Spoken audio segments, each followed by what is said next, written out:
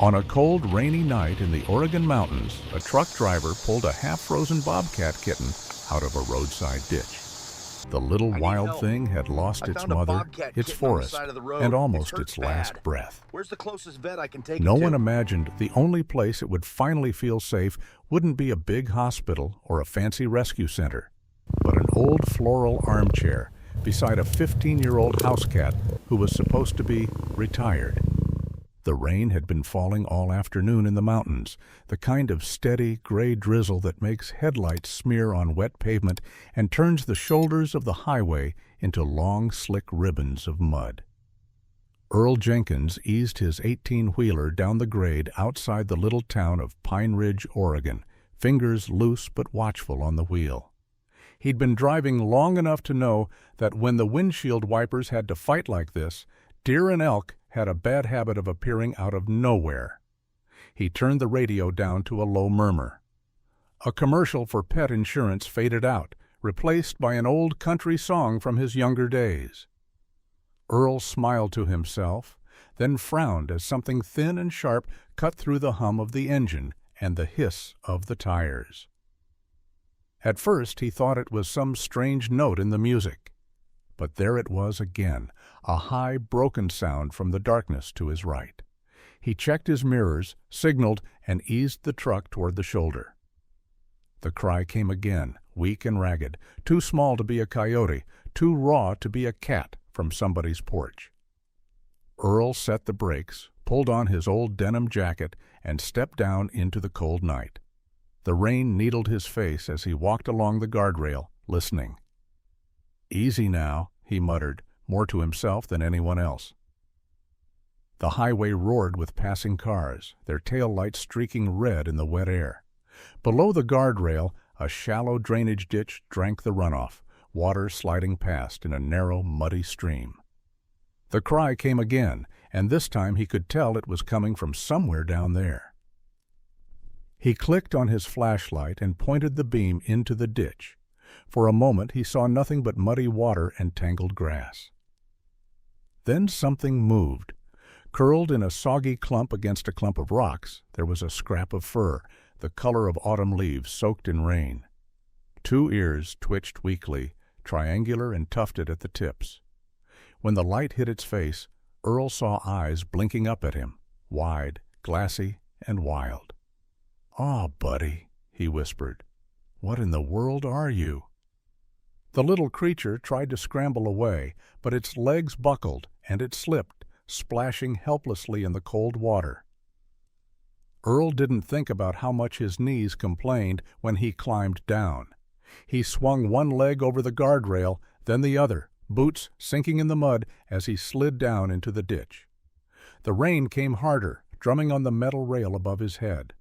Up close, the kitten was clearly no ordinary house pet.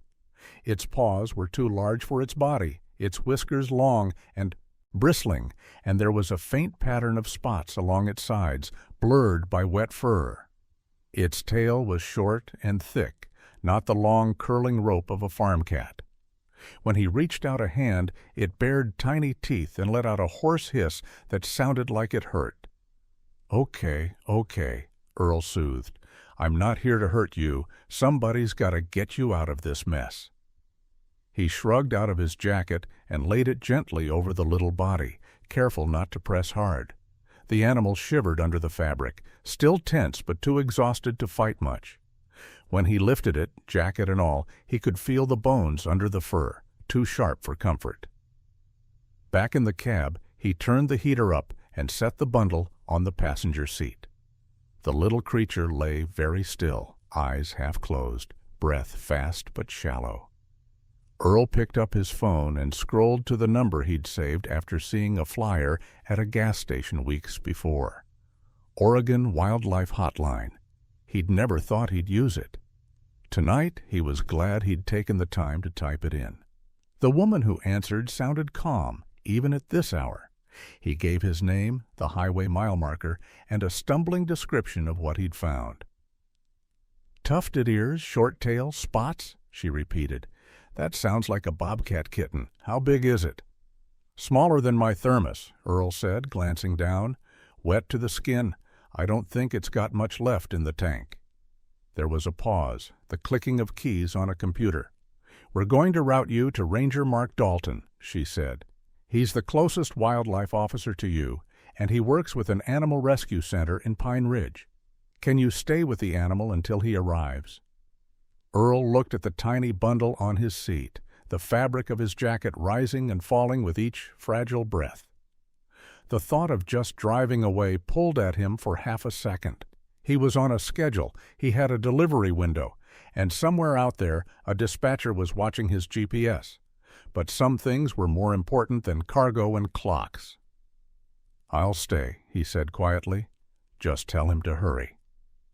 15 minutes later, headlights pulled in behind the truck, washing the cab in white light. A pickup door slammed, and a man in a rain slicker came striding up, hat pulled low against the drizzle.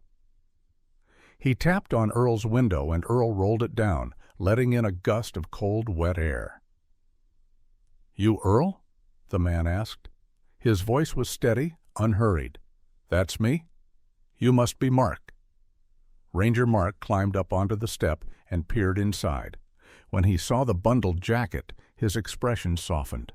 He opened the door and slid onto the edge of the seat, careful not to jostle the small form. "Let's take a look at you, little one," he murmured. Gently, he turned back the jacket. The kitten turned its head toward the movement and tried to hiss again, but the sound broke halfway. Up close, there was no doubt. This was a bobcat, far too young to be alone. Mark's jaw tightened as he checked its gums, its paws, the bruised area along its ribs where fur was clumped oddly. "Looks like he might have been clipped by a car," he said. "Or his mama was, and he got tossed down there in the mess."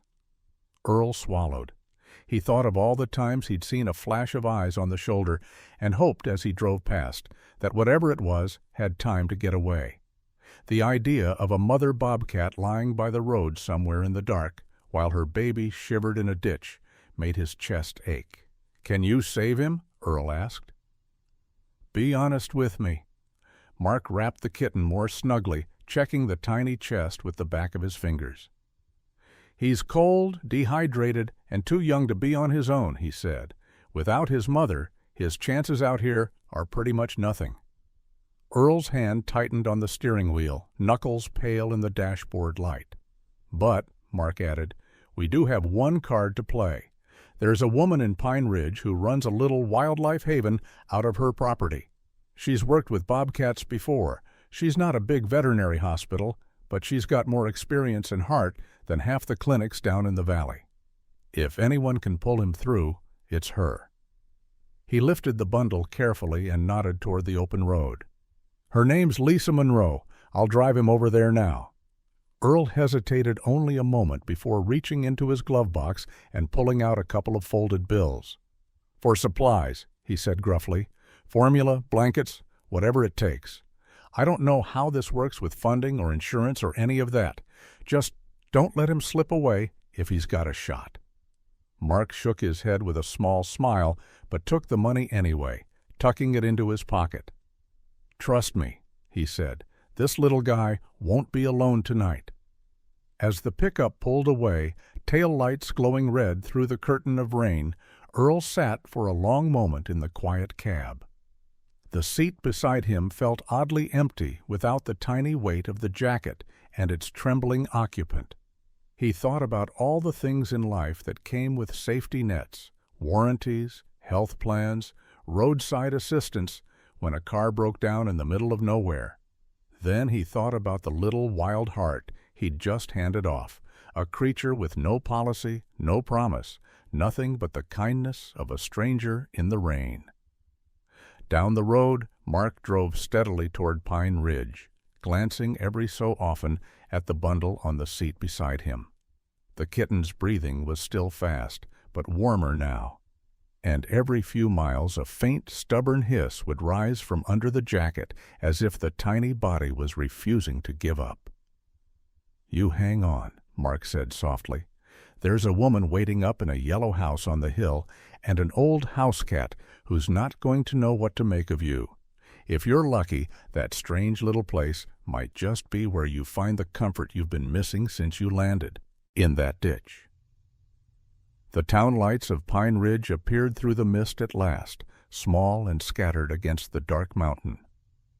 At the top of the nearest rise, a porch light burned warm and steady beside a hand-painted sign, Pine Ridge Wildlife Haven. Mark turned into the driveway, the tires crunching on wet gravel, and the Bobcat Kitten shifted under the jacket, as if some deep part of it could sense that, for the first time since losing its mother, it was no longer entirely alone. The porch light had been burning for hours by the time Mark's truck turned into the driveway. Inside the little yellow house on the hill, Lisa Monroe stood at her kitchen counter, fingers cupped around a mug that had long since gone cold. The clock over the sink said a little past 10, but in a place like Pine Ridge, mountain nights always felt later than they really were. She listened for the sound of tires on gravel, half expecting the call to have been a false alarm, some housecat gone wandering. But the woman on the wildlife hotline had sounded certain, and Mark didn't waste words on maybes. If he was driving out here on a rain-soaked Tuesday night, it meant something small and fragile needed help. The house was quiet except for the gentle ticking of an old wall heater and the occasional rustle from the back room where a red-tailed hawk dozed in a large crate. On the kitchen table, beside a stack of forms and a notebook filled with scribbled feeding schedules, lay a thin folder of bills. There was a statement from the electric company, another from the local veterinary clinic, and a reminder about her own health insurance premium, politely underlined in red. Lisa had once joked to a friend that she should call the rescue No Safety Net Sanctuary. Wild animals didn't come with pet insurance, co-pays, or neat little lines for a home insurance company to fill in when things went wrong. They came as they were, broken, breathless, bewildered. The only policy that mattered was whether or not someone opened the door when the phone rang. Headlights swept across the front window. Lisa set the mug down, pushed a strand of graying hair behind her ear, and shrugged into a fleece jacket that had more animal hair than fabric left on it. "Eli," she called down the hallway. "He's here." A door opened and her grandson appeared, lanky in a worn hoodie and sweatpants, rubbing sleep from his eyes. At 17, he was all elbows and curiosity, with that guarded softness teenagers try to hide. "Is it really a bobcat?" he asked, following her to the front door. "We'll see," Lisa said. "Out here, people call anything with spots a bobcat." She opened the door to the cold, wet air and the sight of Mark climbing down from his truck. He cradled something close to his chest, wrapped in a dark jacket. The look on his face told her more than his words did. "Evening, Lisa," he said quietly. "Got you a customer." He stepped onto the porch and turned the bundle just enough for her to see. For a second she thought it might be a half-drowned farm kitten. Then the porch light caught the shape of the ears, tall and triangular, tufted at the tips, and the faint pattern of spots along the sodden fur. The tail, peeking out from the edge of the jacket, was short and thick. "Oh," Lisa breathed, "you really did bring me a bobcat." The tiny body shivered under the jacket, a tremor that seemed to rattle straight through Lisa's chest. She pressed the back of her fingers gently against its forehead. Cold, much too cold. "How long has he been like this?" she asked. "Found in a roadside ditch," Mark replied. "Truck driver heard him crying. My guess is the mother got hit. There are skid marks and fur on the shoulder a mile back." Lisa's jaw tightened. She'd seen enough highway casualties in her years as an ER nurse to picture the rest without any details. A mother's last mad scramble across the road, headlights too fast, brakes too slow, and this little one left to scream in the rain for help that might never come. "Let's get him inside," she said. They moved through the small living room, past the sagging floral armchair that had seen better days. On it, Mr. Beans, her 15-year-old gray tabby, opened one eye, considered the scene, and promptly went back to sleep. His tail flicked once, as if to say that whatever crisis had arrived could wait until after his nap. In the laundry room, which doubled as an exam space, Lisa flipped on the bright overhead light. A metal table stood against the wall, its surface covered with a thick towel. Shelves held bandages, syringes, bottles, and jars labeled in her neat hand. A portable heater hummed softly in the corner, warming the air. "Eli, plug in the fluid warmer," she said, "and grab me a couple of those small towels from the basket." He moved quickly, the fog of sleep replaced by focus. Lisa laid the little bobcat on the towel and carefully peeled back the jacket. The kitten's fur clung in damp clumps to its thin frame. Its eyes were glazed, half-lidded, pupils too wide. When she touched its paw, the toes curled weakly. "Boy or girl?" Mark asked, standing back but watching closely. She lifted the tail with one gloved finger and checked. "Little boy," she said. 4, maybe 5 weeks old. He should still be tucked against his mother's belly, not lying in a ditch on the side of Highway 22. Eli sucked in a breath. Is he going to die? The bluntness of youth. Lisa appreciated it more than whispered euphemisms. "If we do nothing, yes," she answered. "If we do everything right, he might have a chance. Might." She checked his gums, pale, sticky to the touch. The pads of his paws were cool. When she pressed gently along his rib cage, he flinched and let out a tiny, broken growl. There was a tender swelling along one side, the kind that hinted at bruised bone or internal bleeding. "Dehydrated, hypothermic, probably some trauma from whatever sent him flying into that ditch," she murmured. "We'll start with warmed fluids, a little glucose, and see if we can get that body temperature up. Pain meds will have to wait until he's stronger." Mark nodded. "I'll file the incident report in the morning," he said. "You want me to check with the big clinic in Salem about imaging?" "Not tonight," Lisa replied. "They're good folks down there, but by the time we load him up, drive 45 minutes, and sit in line behind people asking about payment plans and car insurance for their vet bills, he'll be worse off than he is now. For the moment, what he needs is warmth and quiet." "I've got both of those covered." She set a tiny catheter, her hand steady from years of practice on human veins and fragile animal limbs alike. Eli watched, holding the kitten's head gently but firmly. "You were faster with that than you ever were with my flu shots," he said, trying on a smile. "You didn't kick and hiss like this one," she replied, "though you came close at age 5. A faint, raspy sound escaped the kitten as the warmed fluids trickled in. Not quite a hiss this time, more of a complaint, proof that somewhere under the shock and cold there was still a fighting spirit. When the line was secured and the kitten swaddled in dry towels, Lisa stepped back and wiped her hands on her jeans. For a moment she simply watched the rise and fall of his tiny chest.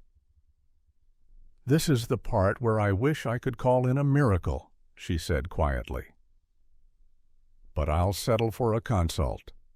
She pulled her phone from her pocket and scrolled to a number labeled Dr. Hannah, Wild Vet. The call connected on the second ring. "Lisa? Everything okay up there?" The voice on the other end was warm, with a faint hum of city noise in the background. "Define okay," Lisa said. "We've got a male bobcat kitten, maybe 5 weeks, pulled from a ditch. Hypothermic, dehydrated, bruising along the rib. I've started warmed fluids and got him wrapped up. No obvious fractures I can feel, but he's too weak for much handling." Hannah listened without interrupting. Lisa could picture her on the other end, glasses pushed up on her head, hands still smelling faintly of antiseptic and coffee from the emergency veterinary hospital in Portland. "Respiratory rate?" Hannah asked. "Fast, a little shallow, but at least it's regular. Gums are pale, skin tenting slow. He tried to growl at me, which I'm taking as a good sign." "All right," Hannah said. "Supportive care for now. Keep warming him gradually. No hot packs directly on the skin. You know the drill. small amounts of glucose orally if he'll swallow. Once he's stable, you can think about pain control. If his breathing worsens or his abdomen balloons, call me back and we'll figure out imaging. But honestly, forcing a wild baby to ride an hour to a hospital tonight might do more harm than good. Lisa glanced at Eli, who was watching the kitten as if staring hard enough could keep him alive.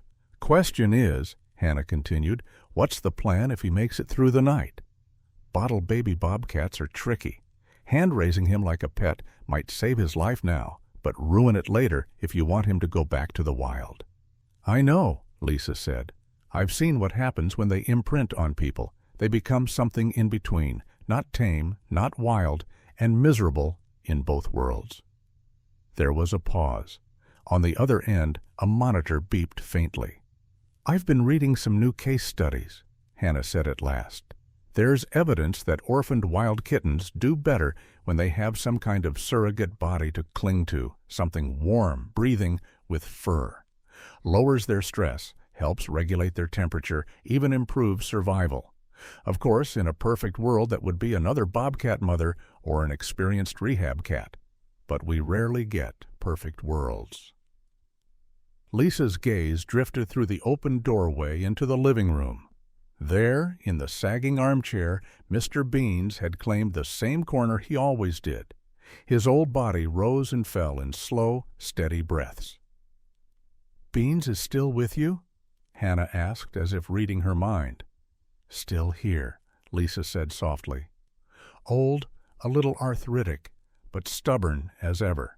If he were a person, he'd be on some deluxe retirement plan, sitting on a beach, complaining about the stock market." Hannah chuckled. "Last time I saw him, he had 3 separate nurses at the nursing home, convinced he was their emotional support animal. That cat could run a counseling service." "He sort of did," Lisa said. "He knew every lonely lap in that place.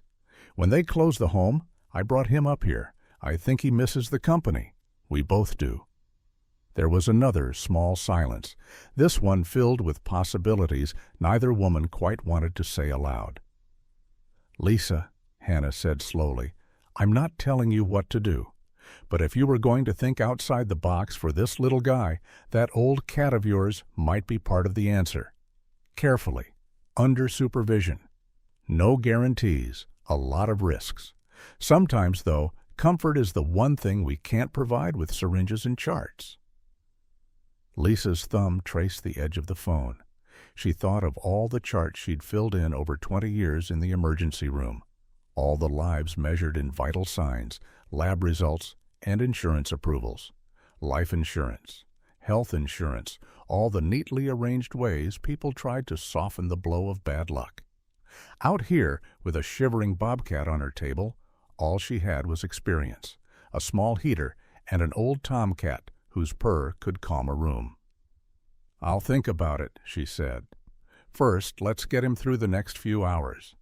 "Fair enough," Hannah replied. "Call me if anything changes. And Lisa, I'm glad he ended up with you." After she hung up, Lisa stood for a long moment, letting the laundry room settle into its quiet hum again. Eli shifted his weight from foot to foot. "What did she say?" he asked. "She said we do what we can tonight," Lisa answered. "Warm him, hydrate him, watch him breathe. Tomorrow, if he's still with us, we start worrying about what comes next."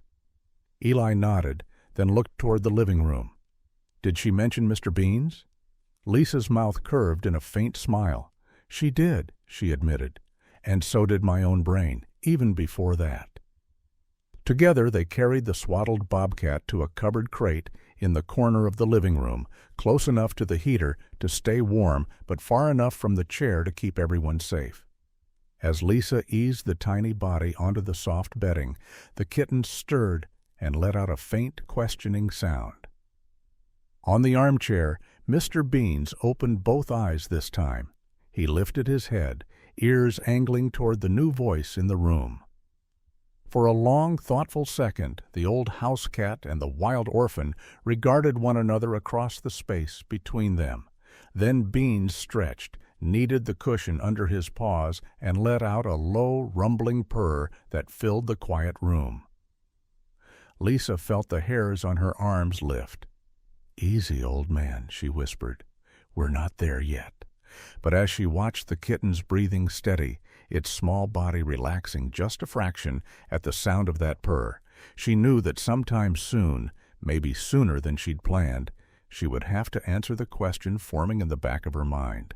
What if the unlikeliest comfort this bobcat could find didn't come from a bottle or a heat lamp, but from the tired, generous heart of an old housecat who had once soothed lonely souls in a nursing home far from these wet mountain roads? By the time the gray light of morning seeped through the kitchen curtains, the storm had moved on, leaving the world outside washed and quiet. Inside the little yellow house, it looked as if no one had slept at all. Lisa dozed upright in a wooden chair near the living room crate, her chin on her chest, one hand resting on the top like a mother keeping track of a crib in her sleep. A small sound tugged her awake, somewhere between a squeak and a growl. She blinked, straightened, and reached for her glasses. The heater hummed in the corner, and the air smelled faintly of coffee and wet fur. When she lifted the edge of the blanket draped over the crate, two hazel eyes blinked back at her, clearer than they had been 6 hours earlier. "Well now," she whispered, "you decided to stick around." The little bobcat lay curled in the nest of towels, still thin, still fragile, but less death-white at the gums and not quite so limp. When she reached in with one gloved hand, he bared his teeth in a show of bravery and let out a hoarse little hiss. It came out more like a rusty whistle, but it was effort, and effort meant there was a spark left in the boussard. Armchair a few feet away, Mr. Beans lifted his head and gave her a long, measuring look, as if irritated that his house had turned into an overnight clinic. He twitched one ear in the kitten's direction, then began to wash his shoulder, unbothered. Eli shuffled into the room, hair sticking up on one side, phone in his hand. He'd tried to sleep in his own bed, but had ended up on the couch with a blanket, just in case something happened and his grandmother needed him. He peered into the crate and broke into a tired grin. "He's still here," Eli said. "That's something, right?" "That's a start," Lisa replied. "His temperature's up, breathing is better.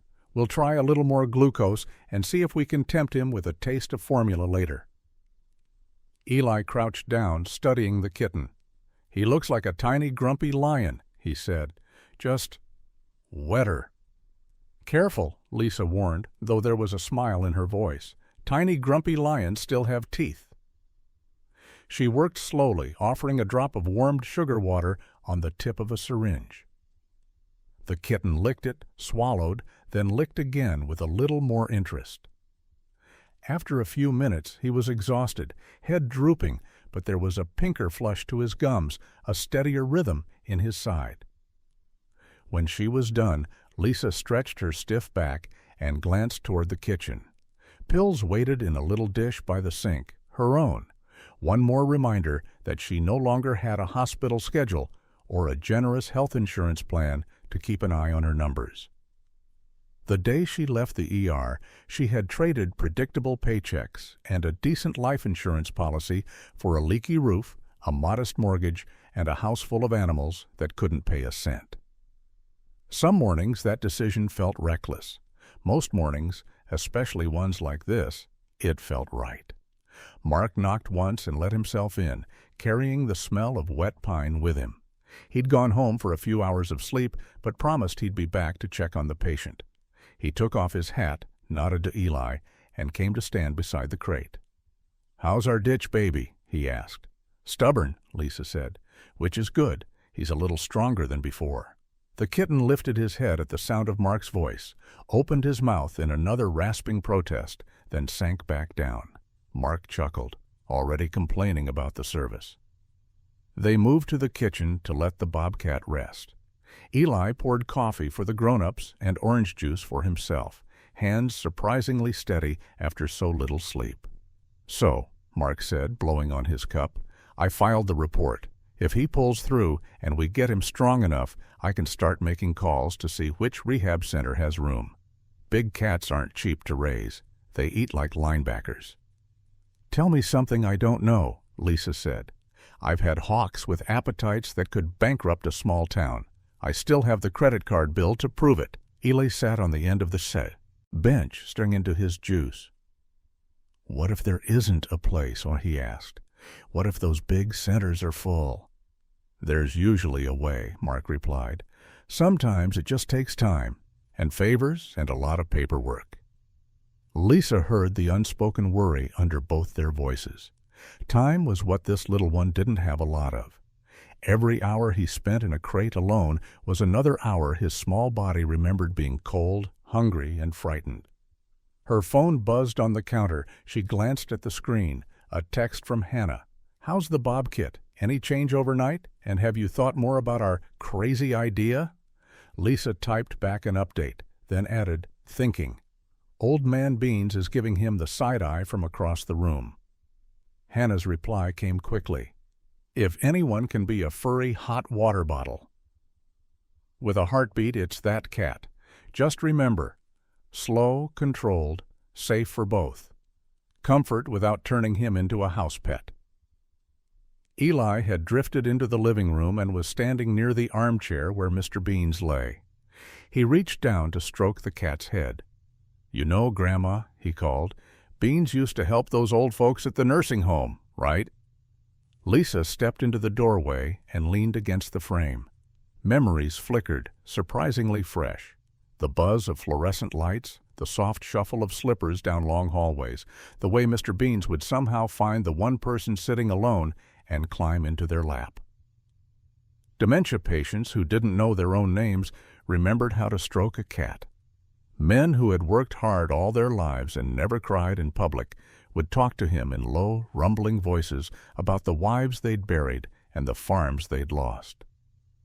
"Yeah," she said softly.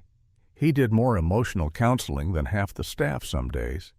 He'd sit for hours with somebody who'd just gotten bad news from their doctor, just purring until they stopped shaking." Eli scratched under Beans's chin. The old cat's eyes closed halfway, pleased. "So maybe he's supposed to do that for this guy, too," Eli said, nodding toward the crate. "You know, be the warm thing in the room, the heartbeat." Mark, who had followed Lisa in, frowned thoughtfully. "You're talking about putting a wild bobcat kitten and a geriatric housecat in the same space," he said. "I've seen stranger partnerships in this job, but I've also seen stitches and rabies vaccines when people get too casual around teeth." Lisa folded her arms. "It's not as simple as tossing them together and hoping for the best," she said. "If the kitten panics, he could scratch Beans badly. If Beans gets scared and swats him, it could undo the fragile trust we're just starting to build. And if they bond too much the wrong way, we'll have a bobcat who thinks he belongs on a couch instead of a mountainside. Or a housecat who thinks he should be chasing deer," Mark added. Eli looked between them. But Hannah said, "It might help, right? That having fur and warmth and breathing next to him could be better than just a heat lamp?" "She did," Lisa admitted. "There are stories of orphaned, wild kittens that only made it because they had some sort of surrogate. It lowers their stress, helps them eat, sleep, heal. The problem is that surrogate is usually another wild cat. I don't have that option. I have a cranky senior citizen with arthritis and a superiority complex." As if on cue, Mr. Beans yawned widely, showing off the few teeth he had left, then settled deeper into the chair, unbothered by the weight of their discussion. Mark rested one hand on the back of the armchair, watching the cat. "He doesn't seem too worried," he said. "Maybe he knows something we don't." Lisa sighed. Her nurse's mind ticked off pros and cons the way it used to sort through treatment plans and medication orders. The safest route, on paper, was to keep the kitten in the crate, feed him, warm him, and wait for an opening at a professional rehab facility. But paper didn't account for the way his small body shuddered when he woke alone, or how his eyes darted wildly at every new sound. "I'll be right here," she said at last. "If we do this, it'll be in this room, with me close enough to grab either one of them if things go sideways. Short visits, no food involved, no play, just presence." Eli's shoulders lifted with hope. "So we're doing it?" "Not this minute," she said. "He needs a little more strength first. This afternoon, if he keeps improving, we'll try letting Beans sit closer to the crate, then maybe crack the door and see how they react. We take it inch by inch. No heroics." Mark nodded. "If anyone can judge when to call it, it's you," he said. "And if it works, it'll make one heck of a story for that YouTube channel of yours. Old Housecat saves wild bobcat. Folks out there eat that kind of thing up more than any commercial or online ad." Eli grinned. "I already know my thumbnail," he said. Beans glaring at the kitten like, "You're sitting in my chair?"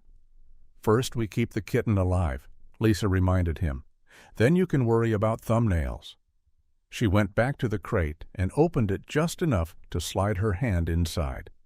The bobcat watched her, eyes sharper now, and let out a softer sound, almost a question.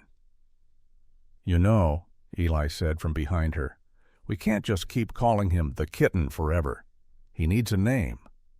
Lisa hesitated. "We're not keeping him as a pet," she said. "Names make things feel permanent." "Permanent or not, he's somebody," Eli said. "You can't fight for a life and not call it something. What about Ridge? He came from the side of the road, and he's going to climb back up into those mountains one day. Seems fitting." Lisa looked at the little wild face, at the faint spots on his legs, at the tired but stubborn lift of his head. Pine Ridge had given her its name when she moved here, a place to land after her life in town had come unstitched. Maybe it was all right to let this kitten borrow it for a while. "All right," she said softly. "Ridge it is." The kitten blinked slowly, as if considering the bargain, then closed his eyes, exhausted. By mid-afternoon, the house was rearranged like a stage set for an unseen audience. Lisa moved the armchair a little farther from the crate, giving herself room to kneel between them. She unplugged a lamp with a dangling cord, shifted a fragile side table out of harm's way, and rolled up the small rug so no one would slip. Eli set up his camera on a tripod in the corner, not for social media this time, but because Lisa wanted to review the footage later, to catch any warning signs she might miss in the moment. When everything was ready, she lifted Ridge from the crate, wrapped in a towel, and carried him to a low padded ottoman in front of the chair. His heart beat fast under her fingers, but his body felt warmer, more solid. Mr. Beans watched her approach with the calm interest of an old man watching a neighbor's drama from his porch. His whiskers twitched. He sniffed the air, catching the unfamiliar wild scent. Lisa settled Ridge on the ottoman, still wrapped, and sat on the floor between them, one hand on the bobcat, the other resting on Beans's chest. "All right, gentlemen," she said quietly. "House rules. Nobody bites the nurse, nobody draws blood, and nobody forgets who they are underneath all this fur." Ridge lifted his head and gave a tiny, ragged hiss. Beans answered with a slow, rumbling purr that she could feel through her palm. The space between them was only a few inches, crossed by invisible threads of sound and scent.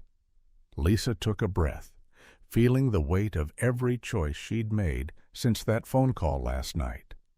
Somewhere in the back of her mind, she could almost hear Hannah saying, "Sometimes comfort doesn't come from where we expect it." With her heart beating just as fast as Ridge's, she loosened her hand on the towel and let the two faces see each other clearly for the first time, holding the moment on a knife's edge between risk and hope, as the old Housecat and the orphaned bobcat finally came face to face. For a heartbeat or two, nobody in the living room breathed. Lisa stayed on the floor between the ottoman and the armchair, one hand resting lightly on Ridge's narrow shoulders, the other flat against Mr. Beans's chest. She could feel both heartbeats at once, one fast and jittery, the other slow and steady as an old clock. Ridge lifted his head out of the towel, ears pricked, whiskers stiff, eyes wide and glassy. He smelled of damp fur and the faint metallic tang of fear. Just a foot away, Mr. Beans regarded him with the unhurried calm of someone who has seen a great many dramas come and go and is not inclined to be impressed by another. The little bobcat made the first move. His lips pulled back over tiny teeth and a sound pushed out of his throat, something between a hiss and a cough. It was meant to be fierce, but it scratched like sandpaper and broke in the middle. His whole body trembled with the effort. "Easy, Ridge," Lisa murmured, her thumb drawing a slow circle between his shoulder blades. "Nobody here is trying to take your spot." Mr. Beans did not hiss back. He did not even lift a paw. He simply blinked, slow as molasses, then leaned forward just enough to take a long, thoughtful sniff of the air between them. The old housecat's pupils narrowed, then widened again, as if adjusting to this new, wild smell, a mix of pine, highway, and fear. For a moment, nothing happened. Then Beans opened his mouth in a great pink yawn, showing off the crooked little teeth time had left him, and settled his chin on his paws. His sides rose and fell once, twice, and then the sound started, so low at first Lisa could feel it more than hear it, a faint vibration under her palm. Purr. It built slowly, the way a kettle begins to hum before the whistle, traveling up through Beans's ribcage and into her hand, humming across the inches of air between chair and ottoman. The noise filled the quiet room, steady and unbothered, saying in a language older than words, "I am here, I am safe, you can rest a little." Ridge froze. Every muscle went tight, eyes fixed on the old cat, as if this new sound were thunder in miniature. For one terrible second Lisa thought he might bolt, tearing out of the towel, claws flashing, undoing every inch of trust they'd carefully built. Her fingers flexed, ready to grab him. Instead, the little body shivered once, twice, and then did something she didn't expect. Ridge's ears shifted, tilting toward the sound, the way satellite dishes tilt toward a signal. His eyelids fluttered, the trembling in his shoulders eased a fraction. "There you go," Lisa whispered, more to Beans than to the bobcat. "Just keep talking to him." She watched the two of them as closely as she'd watched heart monitors back in the ER. Back then, screens had told her stories, peaks and valleys, arrhythmias, warning signs that called for another test or a different medication. These days, she read fur and breath, and the subtle way a frightened animal's gaze softened when it realized the hand reaching for it wasn't going to hurt. Ridge licked his nose, a quick, uncertain motion. His throat worked as if he wanted to hiss again, but the sound faltered. Slowly, cautiously, he shifted his weight and let his chin drop onto the folded edge of the towel. His eyes stayed open, watching, but he no longer showed his teeth. The wild in him hadn't gone anywhere, but for the first time it loosened its grip. From the corner of the room, Eli whispered, "Grandma, are you seeing this? I've got eyes, don't I?" she whispered back. "Keep that camera rolling, but don't move a muscle." On the tiny screen, the scene must have looked almost ordinary. An old gray tabby on a faded floral chair, a bedraggled spotted kitten on a footstool, and a woman on the floor between them, hands outstretched like a bridge. What the camera couldn't capture was the feeling in the room, the way the air itself seemed to lean in. Ridge blinked. His breathing, which had been fast and shallow, settled into a rhythm only a little quicker than Beans's. The kitten's ribs no longer jerked with every inhale. Instead, they rose and fell in time with that deep, machine-like purr. Then, so softly Lisa almost missed it, another sound joined in. It was thinner, higher, like a child trying to harmonize with a choir. She felt it under her fingertips, resting on the towel, a small buzzing in Ridge's chest, uneven at first, then smoothing out as he found the pattern. "Well, I'll be—" Mark breathed from where he stood near the doorway. Ridge was purring. It was a scratchy, wobbling effort, more like a broken motor starting up than the rich rumble of Mr. Bean's. But it was there. 2 heartbeats, 2 purrs, 1 piece of old furniture, and a worn-out towel between them. Lisa let herself exhale. She hadn't realized she'd been holding her breath. "You just found yourself a teacher, kid," she murmured, "and not a bad one." Those early minutes couldn't last forever. Ridge's strength gave out before long. His head drooped, eyes sliding closed, tiny body surrendering to the pull of sleep.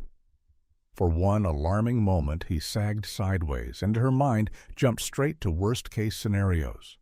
Blood sugar crash, hidden injury, all the emergencies she used to see in white rooms with bright lights and anxious families clutching insurance cards. But when she slid a hand under his chest, she felt the steady bump of his heart and the warm air of his breath against her wrist. The sudden limpness was not collapse, just a deep, bone-tired sleep he'd been too scared to fall into until now. "That's it," she said. "Let him rest." She gently bundled him back into the towel and returned him to the crate, this time leaving the door facing the armchair instead of the wall.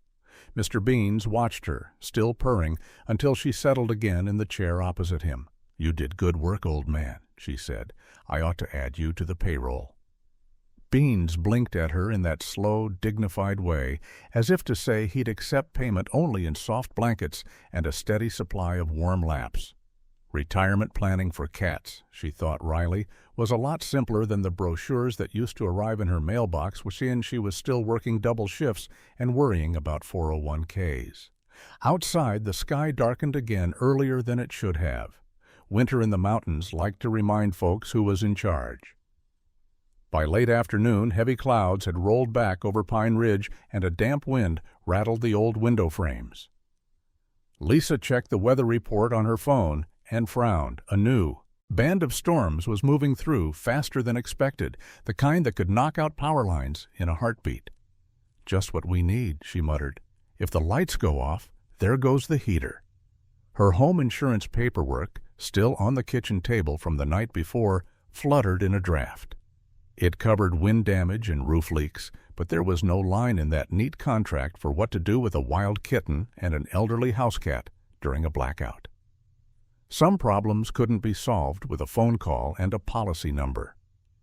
The first clap of thunder rolled over the ridge just after dusk. Ridge startled awake in his crate, eyes wide, body rigid. The next boom rattled the glass, and he bolted to the back of the crate, pressing himself into the corner.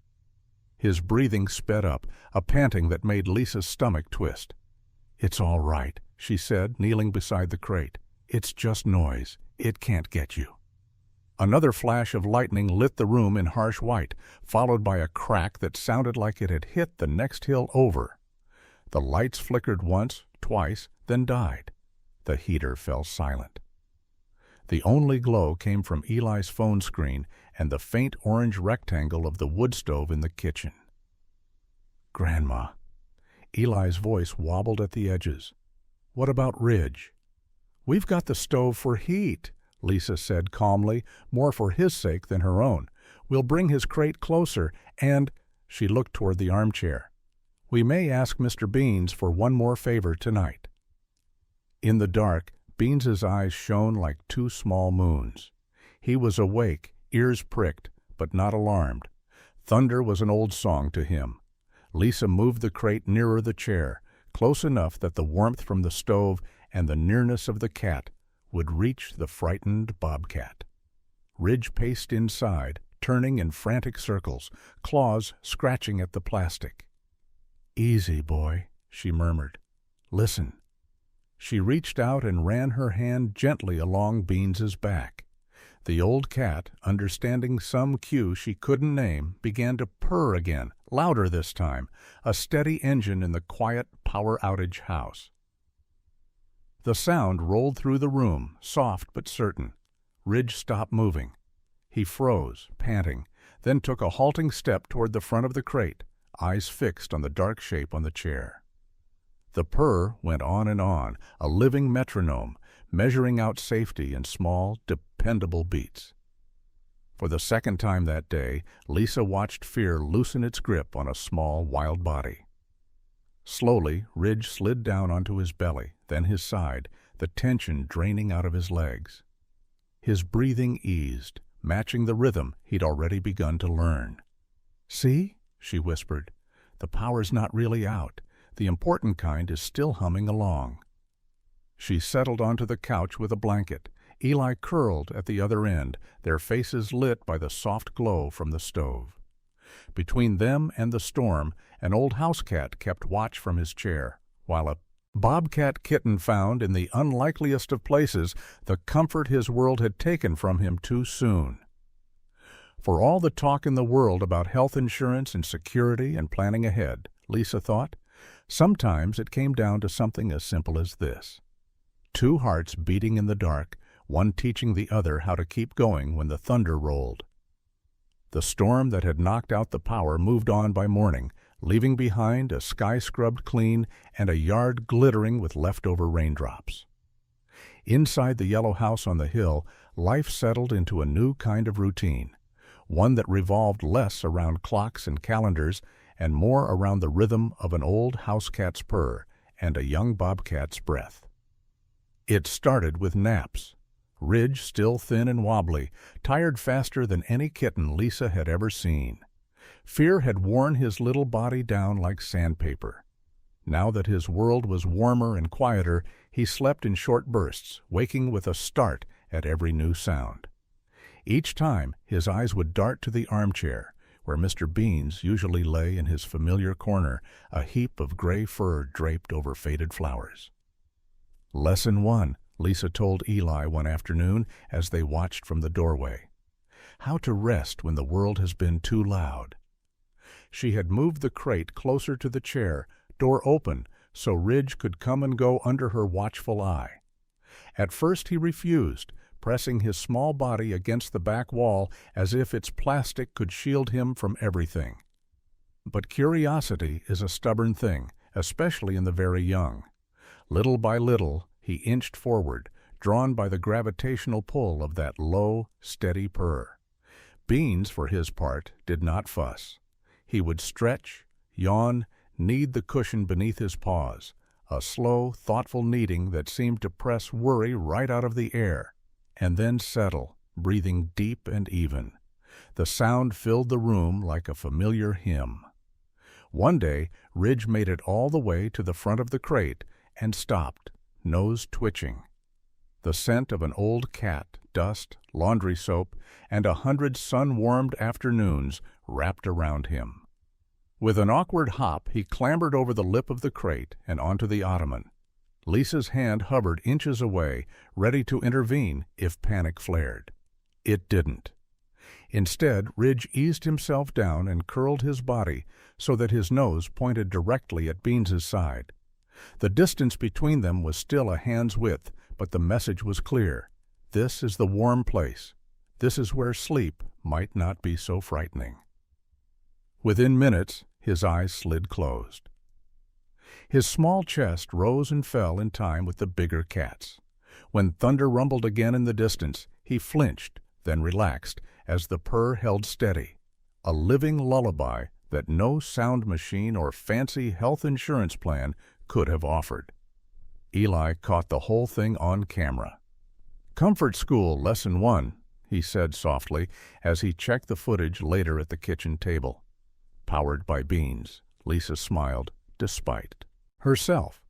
"Just make sure you don't show his face too close," she reminded him. "We're telling a story, not giving the whole internet a map to our front door." Eli nodded. He understood the balance she was trying to keep. They needed donations. That was the plain truth. Between feed bills, vet visits, and little things like electricity, there were days when she looked at her online banking and winced. The old days of steady paychecks and predictable mortgage rates were behind her. Now, some months, it was YouTube ad revenue and small online gifts that kept the lights on and kibble in the bins. Still, she wasn't about to turn Ridge into a mascot. He was a wild thing, just passing through. The video went up that evening with a simple title, "Old Housecat Teaches Wild Kitten to Relax."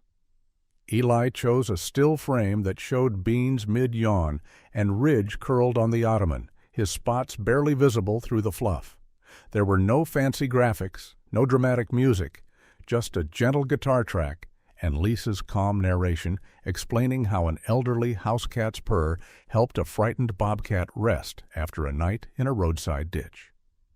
They didn't expect much.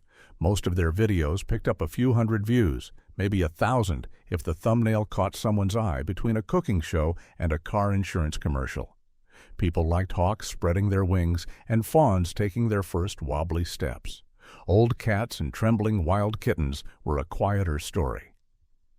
By morning, the view count had jumped past 10,000. "Must have been shared somewhere," Eli said, eyes wide as he watched the numbers tick up. "Look at all these comments."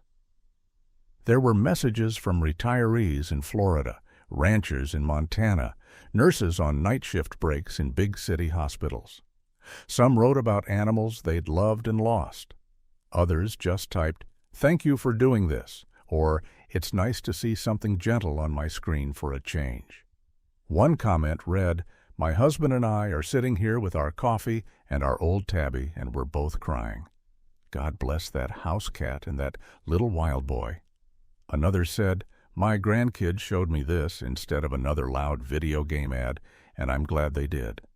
Lisa felt a lump in her throat as she scrolled. It seemed that the sight of a worn-out chair, a tired cat, and a scared kitten resonated more deeply than polished ads for travel insurance or the latest phone. There was something in the simple act of one creature steadying another that people recognized from their own lives. Of course, not every reaction was uncomplicated. By the end of the week, folks around Pine Ridge were talking too. In a small mountain town, news traveled faster than broadband. At the grocery store, Mrs. Klein from the post office stopped Lisa by the dairy case. "Is it true you've got a bobcat in your living room?" she asked, half amused, half worried. "For now, yes," Lisa said. "He's a baby, came in from the highway. We're just getting him stable until a rehab center can take him." Mrs. Klein pursed her lips. "My niece sent me that video. Old Beans looks like he's found himself a new job." "He always did like feeling important," Lisa replied. "Don't worry, we're being careful. Ridge won't be hanging around long term." At home, though, long term had taken on a different meaning. Days blurred into weeks, each one marked by small milestones in comfort school. There was the day Ridge first copied Beans's breathing on purpose. Lisa saw it happen. A loud slam from outside, a car door maybe, or the garbage truck, sent a shock through the room. Ridge jerked upright, sides heaving, eyes wild. Beans, startled but not alarmed, simply inhaled slow, let the breath out even slower, and kept purring. Lisa watched Ridge watch him. The kitten's chest fluttered, then paused, and then, like a child following a teacher's lead, he drew in a long, shuddering breath and let it out more gently. Once, twice, 3 times. His heartbeat, under her fingers, eased back from its frantic gallop. "Lesson 2, she whispered. "How to borrow someone else's calm for a little while." Another lesson came with grooming. Ridge's fur, once slicked down with muddy rainwater and fear, began to fluff out as his body healed. He was clumsy at cleaning himself, licking in the wrong direction, biting at tangles, then swatting at his own tail in confusion. Beans watched this performance with the resigned patience of an elder watching a toddler stumble with shoelaces. Then, on a slow afternoon, while the mountain wind rattled the bare branches outside, Beans decided class was in session. He rose from his accustomed corner, stepped onto the ottoman where Ridge lay, and sat down squarely in front of him. The bobcat stiffened, ears back, but did not bolt. Beans leaned in to move out and, without ceremony, began to wash Ridge's forehead. It was not neat. The old cat's tongue rasped hard over tender skin. Ridge grimaced, eyes squeezed shut, one paw twitching as if in protest. But he didn't lash out. Something in the contact, rough, sure, oddly loving, reached back into a place that remembered a mother's care, even if the memory had started to fray. When Beans finally sat back, Ridge stared at him, blinking. Then, with enormous seriousness, he turned and began to lick his own paw, copying the motion, slower but intent.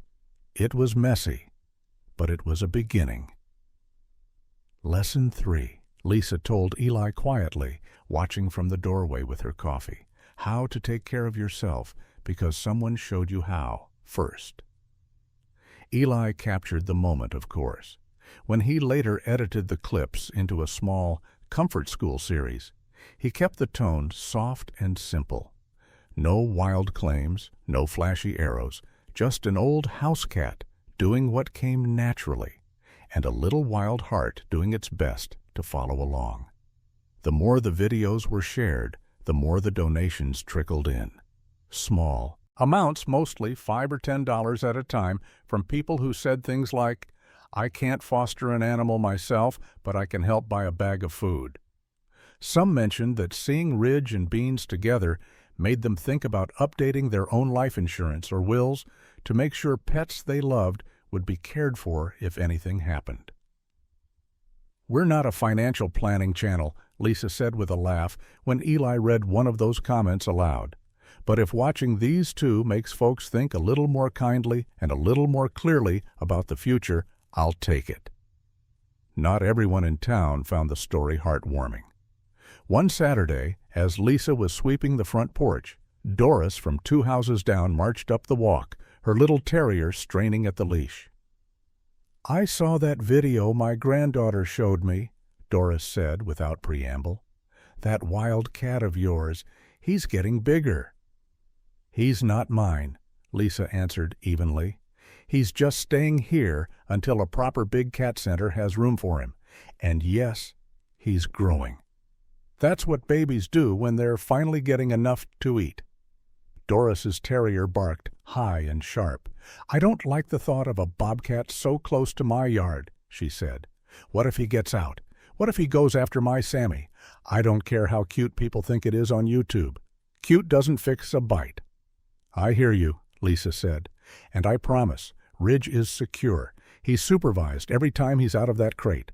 He's never outside by himself.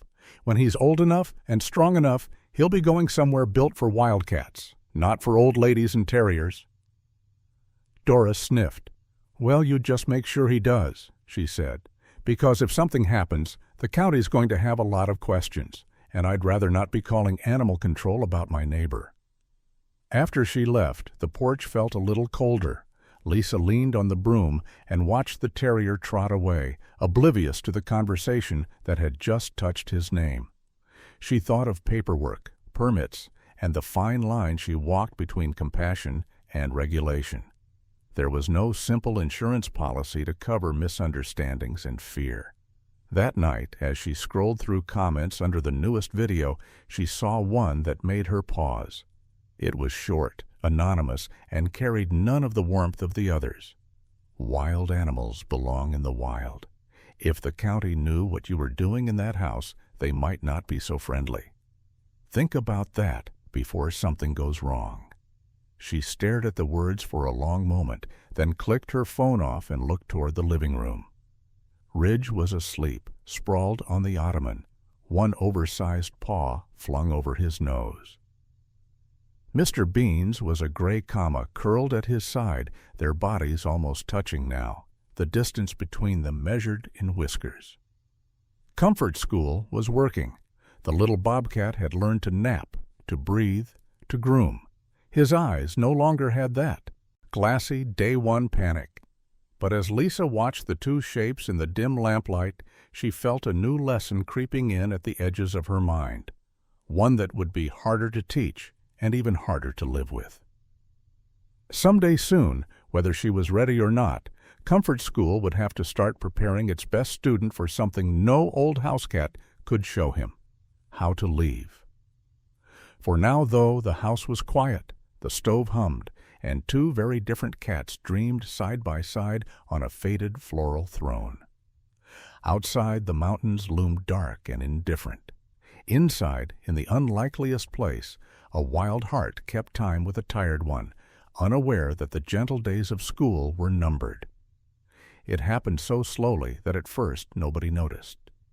Ridge didn't wake up one morning a different animal. He just stretched a little farther, jumped a little higher, and took up a bit more space on the ottoman each week. His legs lengthened, his paws, too big for his body from the start, finally grew into themselves. The spots along his sides darkened and sharpened, and the pale ruff under his chin fluffed out, hinting at the powerful chest he'd one day have. At 12 weeks, he was nearly as long as Mr. Beans, though sleeker, his muscles coiled under the fur like a compressed spring. Comfort School was still in session, but recess had arrived too. Short, clumsy pounces on pillows, mock attacks on dangling shoelaces, a fascination with anything that moved. "Look at him go," Eli said one afternoon, laughing as Ridge bounded after a crumpled paper ball across the living room. "You'd never know he was half dead in a ditch a few weeks ago." Lisa watched from the doorway, arms folded tightly. There was pride in her eyes, no denying that. But something else had settled there, too, a faint shadow that hadn't been there when Ridge's legs were shorter and his claws were just soft pins. "Remember," she said, her voice gentle but firm, "he's not a tabby. He plays like a bobcat, whether he means to or not." Ridge skidded to a halt on the wood floor, the paper captured firmly under both front paws. His tail, short but expressive, twitched with satisfaction. Mr. Beans, supervising from the armchair, gave him a look that said this kind of foolishness was beneath a cat of his age, then closed his eyes. Even so, when Ridge trotted back and flopped down against him, Beans shifted enough to make room, their bodies fitting together by long practice. It wasn't that the old cat minded. He had accepted his role as living pillow and breathing metronome with surprising grace. It was that Ridge was beginning to lean into him with a weight that carried more power than before. Every playful swat had a little more force. Every clumsy leap ended with a thump that reverberated through the chair. The claws were the first real warning. One morning, as Lisa trimmed Ridge's sharp little hooks for the first time, she realized that the tips had hardened, curved like tiny, bone ivory sickles. He tolerated her handling, more out of habit than obedience, but there was a new energy under his skin, a restless impatience. "You're not going to be safe on furniture much longer," she murmured as she worked. "Not for my upholstery, anyway." "And not for my arms," Eli added, holding the bobcat still.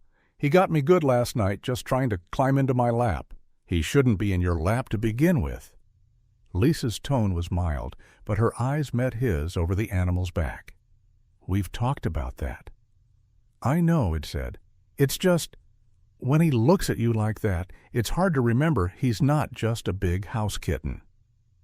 "That's the dangerous part," she said quietly, "for all of us." Danger didn't arrive as a big movie moment with dramatic music. It slipped in on an ordinary Tuesday. Eli was on the floor filming a new update for their followers, this one about Ridge practicing his stalking skills on a feather toy. Lisa was in the kitchen, sorting receipts and shaking her head over the latest vet bill. In another life, she thought, she'd be comparing prescription drug plans and health insurance options for herself instead of antibiotics and special kitten formulas for a bobcat. Her home insurance and life insurance policies sat in a folder nearby, all neatly spelled out. But nowhere did they mention what happened if a wild animal decided to redecorate the living room with his claws. "Come on, Ridge," Eli coaxed from the other room.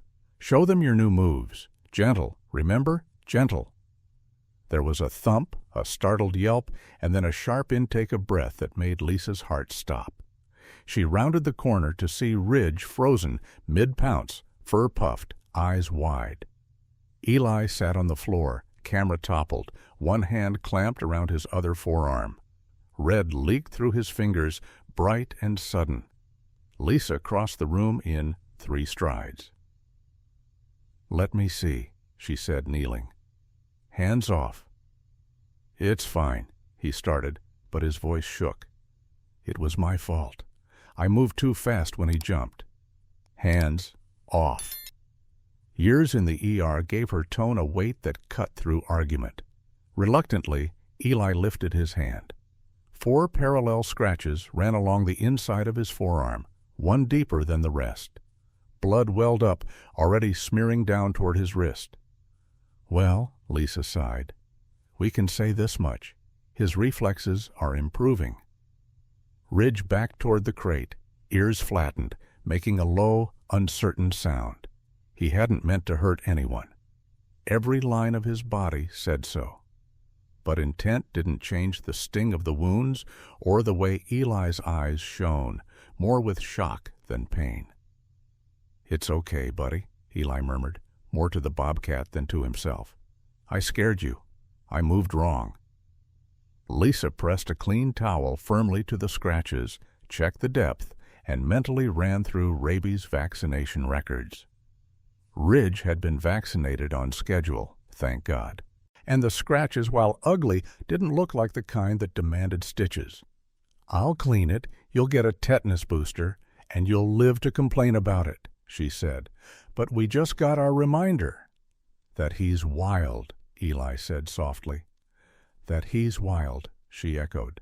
"And that this living room isn't going to be big enough for him much longer." The incident might have stayed between them if Doris hadn't chosen that exact afternoon to walk past with her terrier.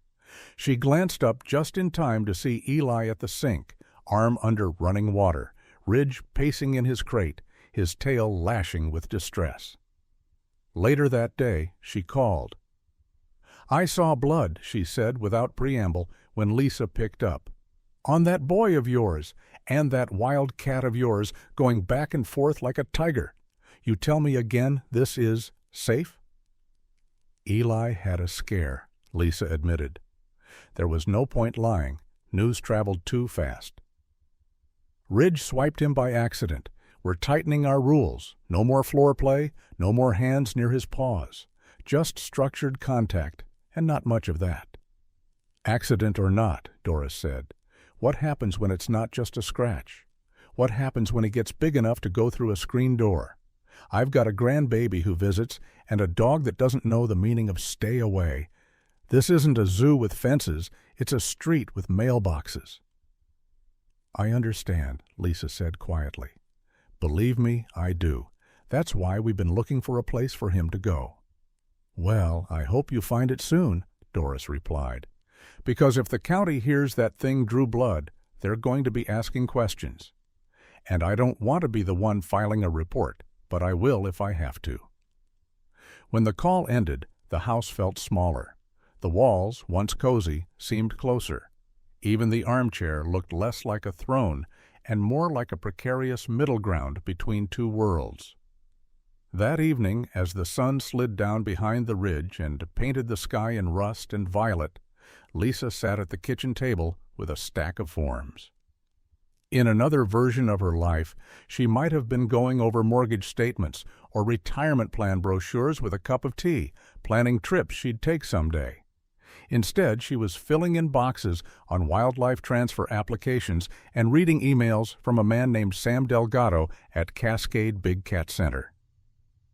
"We've had a young bobcat move on to release," his message said. "That opens up an enclosure. If your little guy is healthy enough for transport, we can take him in 2 weeks. He'll have room to climb, practice hunting, and learn to be afraid of people again, which is exactly what he needs." 2 weeks, 14 days. She read the line over and over until the numbers blurred. Mark came by after supper, his boots leaving damp prints on the porch. He stood just inside the doorway, hat in his hands, looking like a man who'd come to deliver news he didn't quite want to give. "Heard about Eli," he said. "Word travels," Lisa replied dryly. "He's fine. His pride's bruised more than his arm." Mark nodded, then reached into his jacket and pulled out a white envelope with the county seal. "What's that?" she asked, though her stomach already knew. "Formal notice," he said. "They got wind of the scratch in the videos. Nothing hostile, just official. They're reminding us that wild animals fall under state management. They want documentation of where Ridge is going and when. If we don't have a plan in motion, they'll make one for us." Lisa took the envelope, felt the weight of the paper, the weight of authority. She thought of all the times in the hospital when a patient without family had drifted in, and the system had taken over, policies and procedures stepping in where love had been missing. Sometimes it worked, sometimes it flattened the person under its wheels. She'd walked away from that world because she'd grown tired of numbers mattering more than faces. Now the numbers had come to her doorstep. "I have a place," she said, tapping Sam's email with one finger. "Cascade Big Cat Center. 2 weeks from now, he can go. I'll drive him myself." Mark let out a breath she hadn't known he was holding. "Good," he said. "That's the best possible outcome. Those folks know what they're doing. He'll get to be what he was meant to be." Lisa looked toward the living room. Through the doorway, she could see Ridge sprawled on the ottoman, hind legs hanging off the edge, big paws twitching in a dream. Mr. Beans was wedged up against him like a comma, their fur mingling in a patchwork of gray and tawny brown. "He was meant to have a mother, too," she said softly. "Life didn't give him that. We tried to fill in the blank for a while." "And you did," Mark said, "better than anyone else could have. But if he stays, he'll end up something in between, too big for this house, too wild for laps, too tame for the timberline. That's no kind of life." She knew he was right. Somewhere deep down, she had known it from the moment she first laid eyes on the little soaked bundle on her exam table. Comfort School had always been a bridge, not a destination. It had given Ridge warmth, safety, and a heartbeat to lean on. Now, his own heartbeat was strong enough to stand up under the open sky. 2 weeks, she said again. The words tasted like both relief and salt. As she walked Mark out, the evening air cool on her face, she paused on the porch and looked back through the window. Inside, under the soft glow of the lamp, the old Housecat and the young Bobcat slept side by side, oblivious to deadlines and envelopes and all the ways a world tried to organize itself on paper.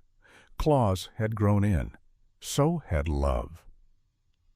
And now, in the quiet space between those truths, Lisa felt the first sharp tug of the hardest lesson Comfort School had yet to teach: how to let go of a wild heart you've helped heal, and trust that somewhere beyond your fence line it will remember what it learned in your living room when the night winds rise. 2 weeks sounded like forever when Sam's email first came in. 14 days to soak up every last bit of Comfort School, 14 more mornings of seeing Ridge sprawled on the ottoman and Mr. Beans pressed up against him like punctuation. But time, Lisa knew from long experience, has a way of walking faster when you ask it to slow down. By the middle of the second week, the number circled on the kitchen calendar didn't feel theoretical anymore. It felt like a heartbeat, ticking louder each day. They held the hard conversation on a Tuesday night because hard conversations like to arrive on ordinary days. The three of them sat around the worn kitchen table, Lisa with her hands wrapped around a mug of tea, Eli with his phone turned face down for once, and Mark with his hat on the chair beside him, hair flattened where the brim had been. On the table between them lay a printed copy of Sam's last email. "We're ready when you are," it said. "Bring him in on Thursday if he's still eating, climbing, and alert. We'll take it from there." "So that's it?" Eli asked, staring at the page, as if the words might rearrange themselves if he glared hard enough. "We just drive him away and hand him over?" "We drive him to a place built for him," Mark said gently. "They've got big enclosures, proper climbing structures, prey training, people who work with cats like him every day. That's more than this little house can give him now." "This house gave him a whole lot," Eli shot back. "We pulled him out of a ditch. You brought him here. Grandma and Beans did the rest. You can't tell me some big facility with a logo and a brochure is better than that."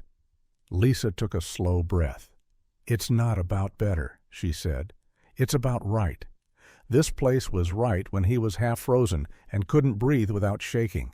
Now he needs trees taller than our roof and fences we don't have." Eli pushed his chair back a little. The legs scraped the floor in a way that made everyone flinch. "He's happy here," he insisted. "You've seen him. He naps with Beans. He plays with his feather toys. He knows us. Why is it that people can buy pet insurance and life insurance and every other kind of security for their animals, but he has to get shipped off like a package?" "Because he's not a pet," Lisa said quietly. "He's a wild animal who's been living in a waiting room." The words hung there between them. Eli stared at her, cheeks flushing. "Do you love him?" he asked suddenly. "Because I do. I know we're not supposed to say that about wild rescues, but I do. And it feels like we're just giving him away." Lisa's throat tightened.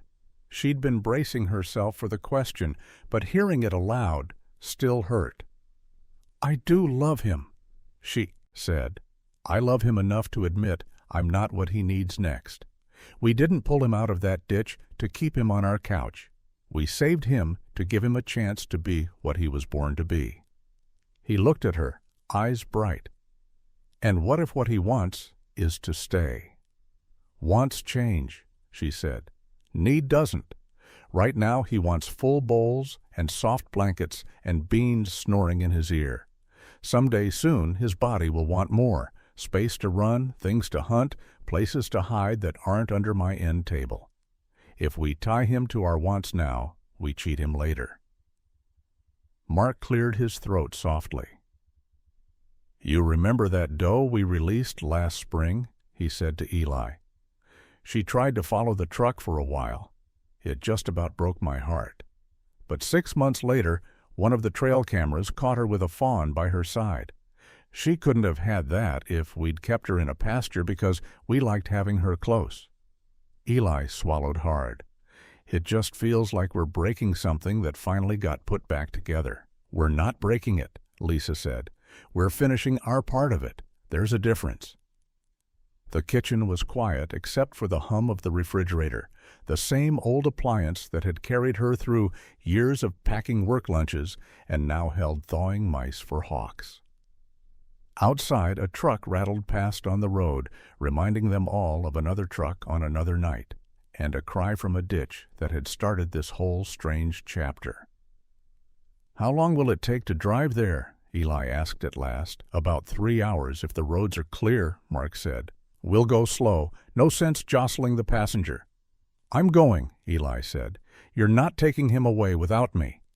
Lisa met his gaze and nodded. "Then we go together," she said. "The 3 of us. 4 if you count the most important one." They didn't mark the next day with any special rituals. There were still water bowls to fill, cages to clean, emails to answer, and one elderly donor in town who preferred to hand-deliver her check rather than mail it or send money through a screen. Life, with all its small demands, from home insurance renewal notices to vet reminders, had no respect for big emotional milestones. It just kept rolling along. Still, everyone in the house knew what the calendar meant. Beans, who missed nothing, was more restless than usual, following Lisa from room to room. Ridge, picking up on currents humans couldn't see, alternated between bursts of wild play and long, deep sleeps pressed so close to the old cat that their fur seemed to grow together. That last night, nobody pretended to sleep properly. Lisa sat in her armchair opposite Beans, a book open but unread in her lap. Eli sprawled on the couch with a blanket, phone dark beside him.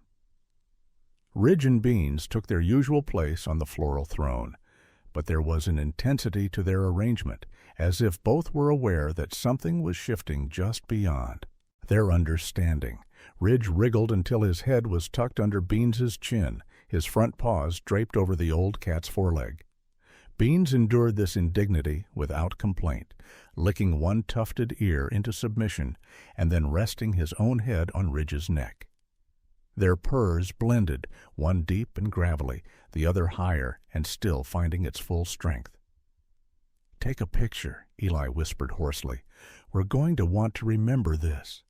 Lisa didn't move. "We will remember," she said, "whether there's a picture or not." Sometime after midnight, when the house was as quiet as it ever got, and the wind outside had dropped to a soft hiss through the trees, Ridge shifted in his sleep. One paw twitched, his whiskers quivered. A tiny sound escaped him, a chirp halfway between a meow and a wild call. Beans responded by tightening his grip, pulling the younger body closer. Lisa watched them until her eyes burned, the heat from unshed tears making the room shimmer. She thought about all the things in life that came with written guarantees, health insurance cards you could tuck in your wallet, car insurance policies that promised a rental if the worst happened on the road, mortgage contracts that spelled out exactly what happened if you missed a payment.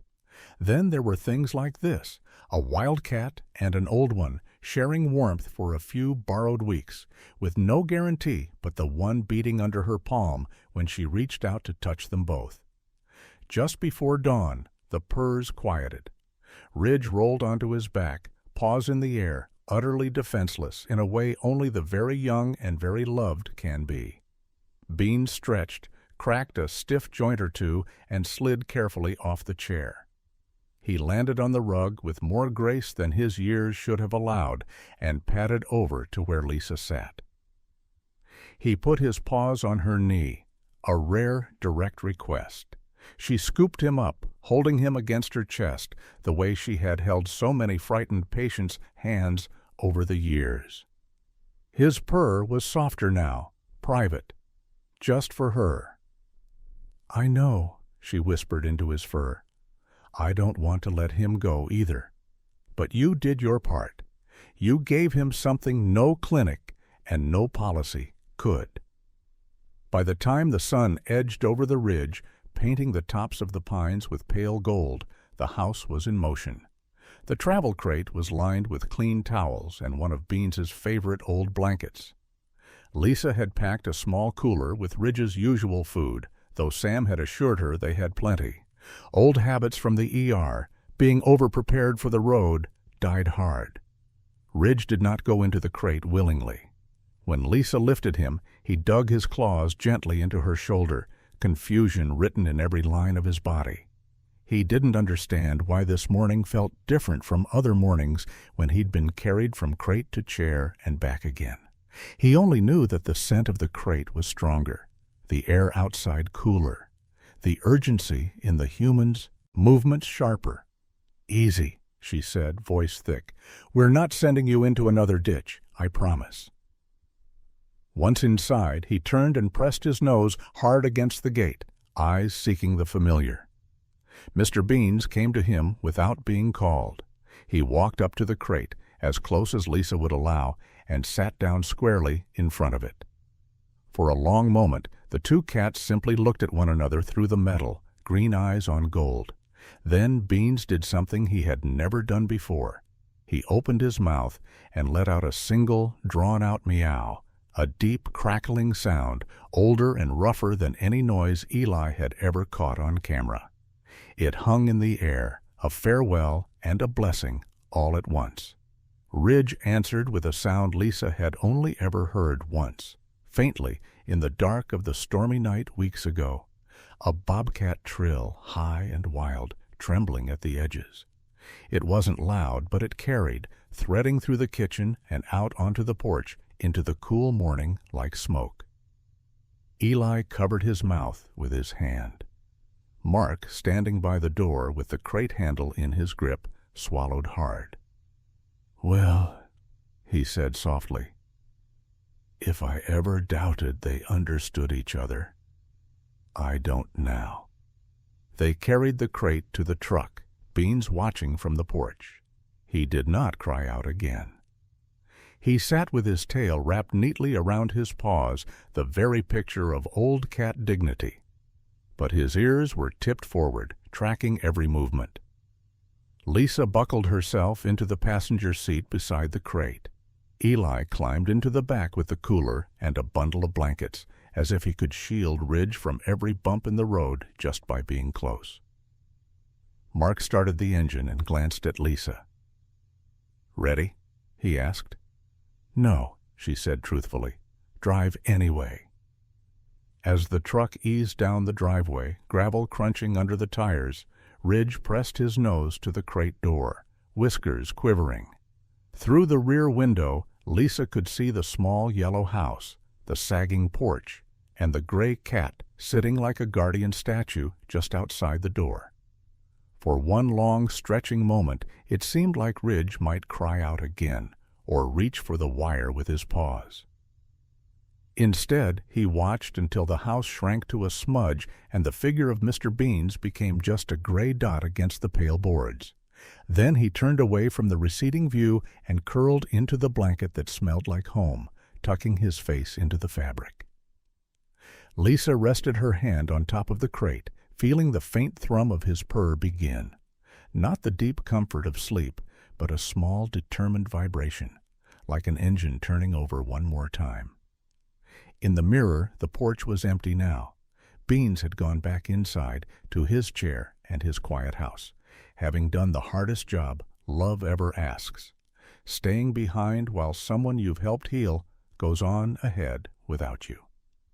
The road to Cascade wound out in front of them, two narrow lanes cutting through forest and field, past gas stations and billboards for car, endurance and fast food, and a world that had no idea what had just happened on a little hill in Pine Ridge.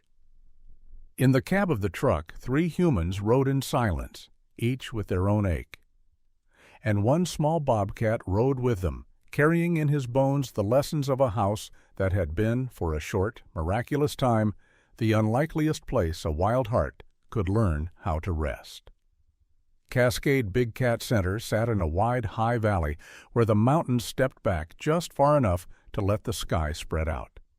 Fences shimmered in the late morning light, tall and strong, circling enclosures dotted with logs, rock piles, and climbing platforms. It looked, Lisa thought, like somebody had tried to translate the wild into something a human could manage. Never perfect, but better than concrete and cages. Sam Delgado met them in the gravel lot, hands in the pockets of a faded jacket, dark hair threaded with gray at the temples. He walked with the loose, balanced stride of a man who spent his days around animals that could kill him if he forgot to respect them. "You must be Lisa," he said, offering a hand. "And you're the famous Eli. I've seen your videos. You've got a good eye, kid." Eli flushed, muttering a thank you. His other hand stayed on the crate in the truck bed, fingers resting where Ridge's nose pressed the gate from inside. "And this," Sam said, leaning down, "must be Ridge." He didn't coo or baby talk. He simply met the bobcat's gaze through the wire, steady and calm, then looked away, letting Ridge take him in without feeling challenged. It was a small thing, but Lisa noticed. Professionals. People who knew this dance. "He's stronger every day," Lisa said, "eating well, climbing what little I've got for him to climb.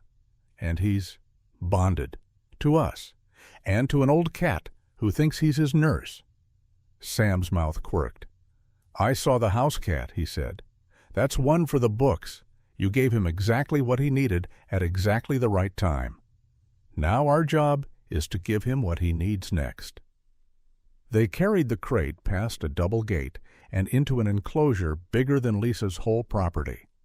There were pine saplings and a low, man-made rock ledge, a platform in the shade, and a half-buried log with claw marks she could tell weren't from Ridge. "We keep human contact to a minimum," Sam explained as he set the crate down. "Feed from the back, no talking to him unless there's an emergency. We want him to remember he's safer away from us than near us. The less he sees us, the better his chances when the fence is gone." The gate of the crate swung open. For a moment, Ridge stayed where he was, muscles bunched, nose working. New smells poured in, old straw, other cats, the clean bite of high country wind. Then, with a sudden liquid grace that made her heart lurch, he flowed out, low to the ground, every inch the wild animal he'd been born to be. He didn't look back at her. Not once. He circled the enclosure, sniffed at a rock, tested the base of a sapling with his claws, then leapt up onto the low ledge and stood, tail flicking, ears pricked, body flooded with adrenaline and information. It stung, that lack of backward glance. Some small, selfish part of Lisa had been hoping for one, just a quick flash of recognition, a moment of, "I know you," before the world called him away.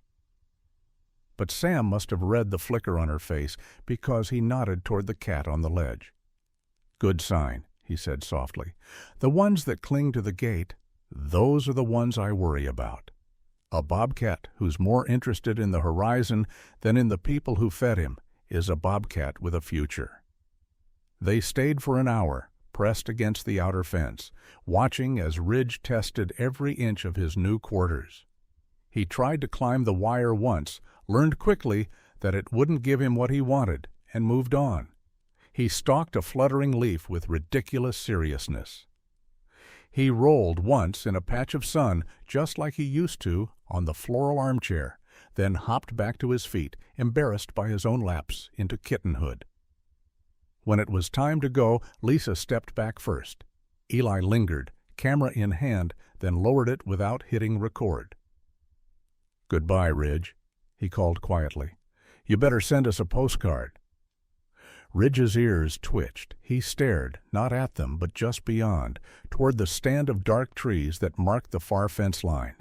Then he leapt down and trotted away, as if pulled by a thread only he could feel. The drive home felt longer. The truck was quieter without the soft weight of the crate humming against Lisa's fingertips. Outside, billboards promised better mortgage rates, cheaper car insurance, retirement planning in 3 easy steps. Inside, the three of them rode with a different kind of calculation going on.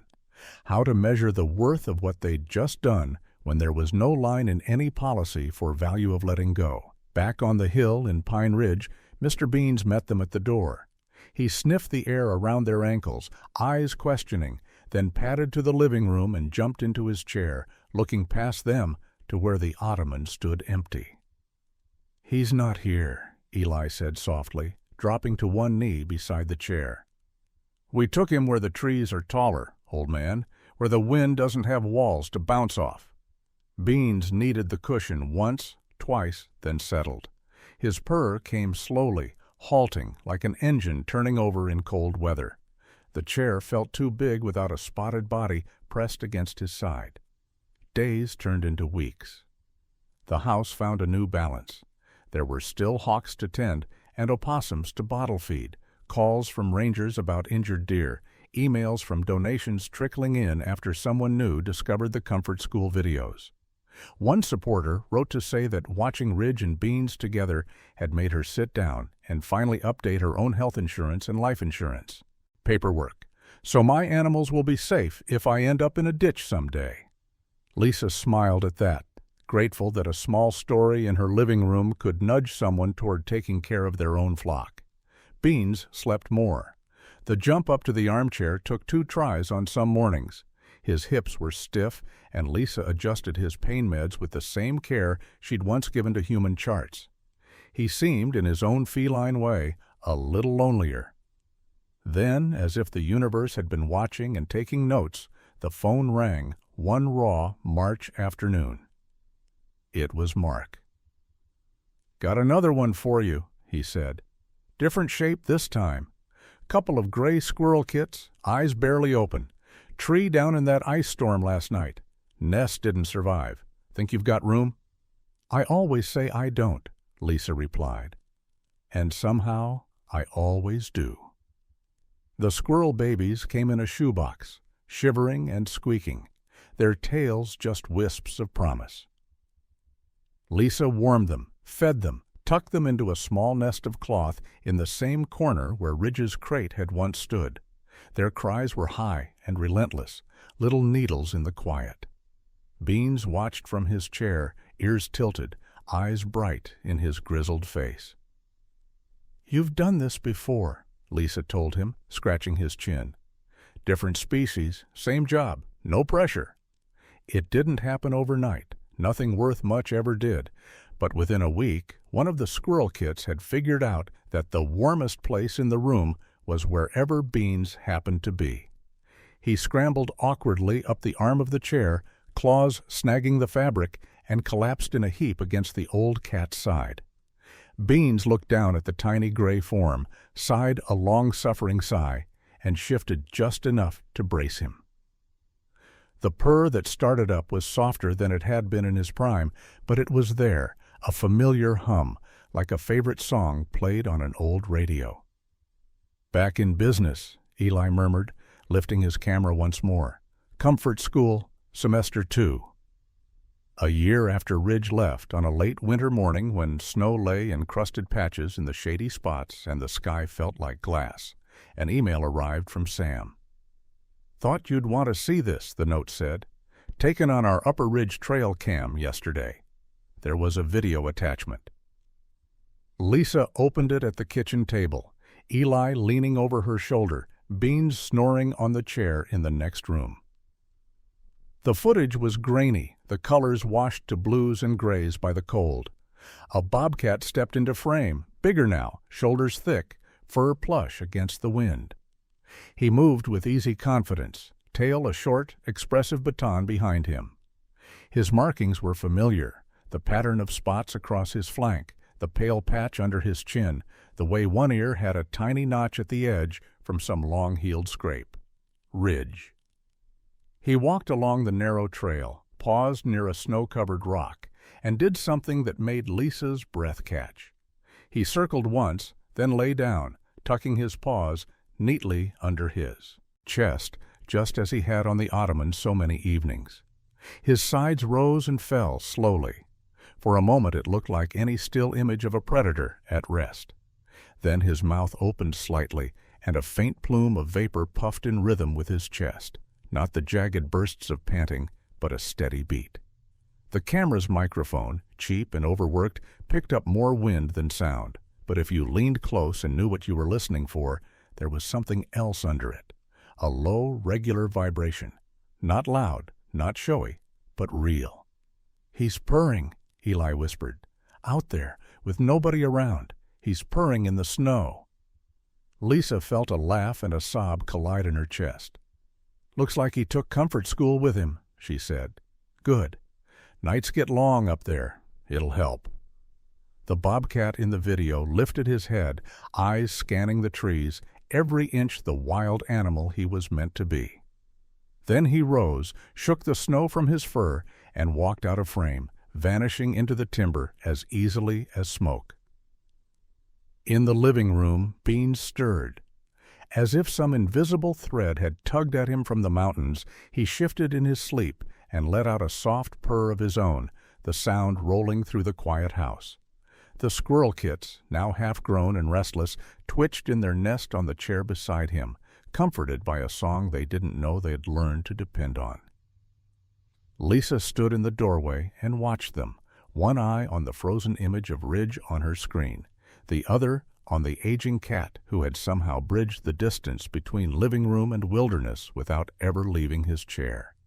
Maybe, she thought, the unlikeliest place wasn't just this yellow house on the hill, or a floral armchair, or a crooked old tomcat with a tired heart. Maybe it was what had formed between them all, a stretch of invisible ground where wild and tame, young and old, broken and healing could stand together for a while. Out in the snow, a bobcat walked his ridge, carrying in his bones the memory of a purr that had once kept the dark at bay.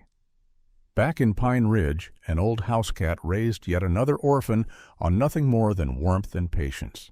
And somewhere in between, a woman who'd traded steady paychecks and tidy plans for a life of muddy paws and midnight feedings felt, for just a moment, that the world, despite its ditches and its losses, was exactly as it should be.